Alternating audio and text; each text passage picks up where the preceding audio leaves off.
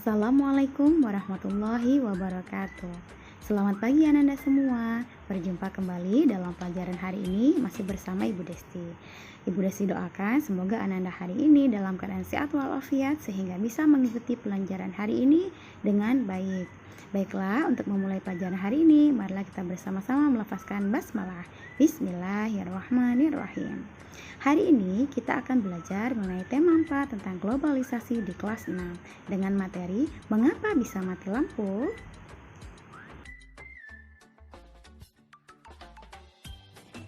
Nah, anak-anak, seperti yang kita tahu bahwasanya listrik sangat berperan penting dalam kehidupan kita sehari-hari, terutama dalam era globalisasi seperti saat ini.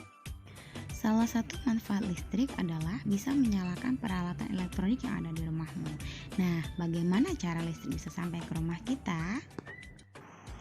Listrik dihasilkan dari pembangkit listrik, kemudian diteruskan menuju jaringan transmisi, kemudian dilanjutkan menuju ke gardu induk, dan diteruskan ke jaringan distribusi yang biasa kita sebut dengan tiang listrik yang ada di sekitar rumah kita. Kemudian baru dialirkan ke rumah kita masing-masing. Nah, terkadang saat kita sedang bersantai di rumah, tiba-tiba listrik kita padam. Nah, bagaimana bisa mati lampu ya? Ternyata ada beberapa faktor yang bisa menyebabkannya. Yang pertama itu karena adanya petir ketika hujan turun dengan lebat. Yang kedua, banyaknya pohon yang tumbang sehingga membuat tiang listrik menjadi roboh. Yang ketiga, adanya gangguan hewan yang melintasi tiang-tiang listrik. Yang keempat, adanya penggalian tanah. Kemudian yang kelima, adanya pekerjaan lain sehingga mengganggu aktivitas listrik yang sampai ke rumah kita. Berikutnya, silakan Ananda buka buku tematik halaman 46, ada teks bacaan di sana.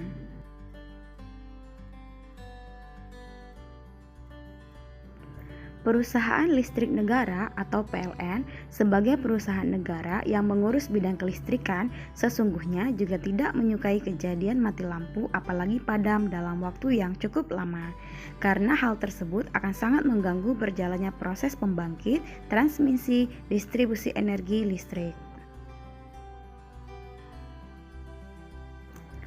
Faktor-faktor penyebab mati lampu antara lain adalah ketidaksiapan pembangkit, gangguan transmisi atau gangguan distribusi. Faktor yang berpengaruh bisa dari luar dan dari dalam. Faktor luar yaitu gangguan alam seperti petir, pohon, dan hewan yang menyentuh jaringan atau galian yang menyebabkan kabel tanah rusak. Sedangkan faktor dalam terjadi pada gangguan komponen dan peralatan yang terpasang pada jaringan.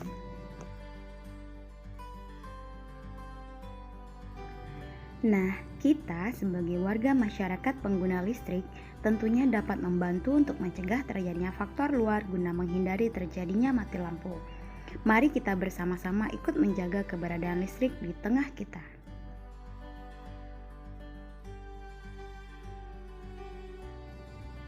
Baiklah Ananda, untuk tugas hari ini ada beberapa pertanyaan yang harus Ananda kerjakan. 1. Apa topik atau gagasan utama dari bacaan tadi? 2. Apa saja penyebab terputusnya aliran listrik dari stasiun pembangkit hingga ke rumah warga? 3. Bagaimana mencegah terjadinya mati lampu?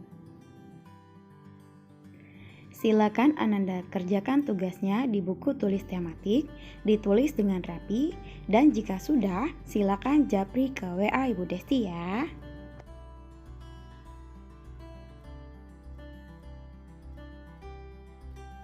Baiklah Ananda, itulah tadi pembahasan materi kita pada pembelajaran hari ini. Tadi kita sudah belajar mengenai listrik, bagaimana mati lampu, kemudian faktor-faktor apa saja yang menyebabkan mati lampu, dan kita juga sudah membaca teks bacaan dengan membaca nyaring. Demikianlah pembelajaran kita hari ini. Semoga Ananda semuanya paham dengan materi yang sudah Ibu Desi sampaikan. Kita akhiri pelajaran hari ini dengan baca hamdalah, alhamdulillahirabbil alamin. Wassalamualaikum warahmatullahi wabarakatuh.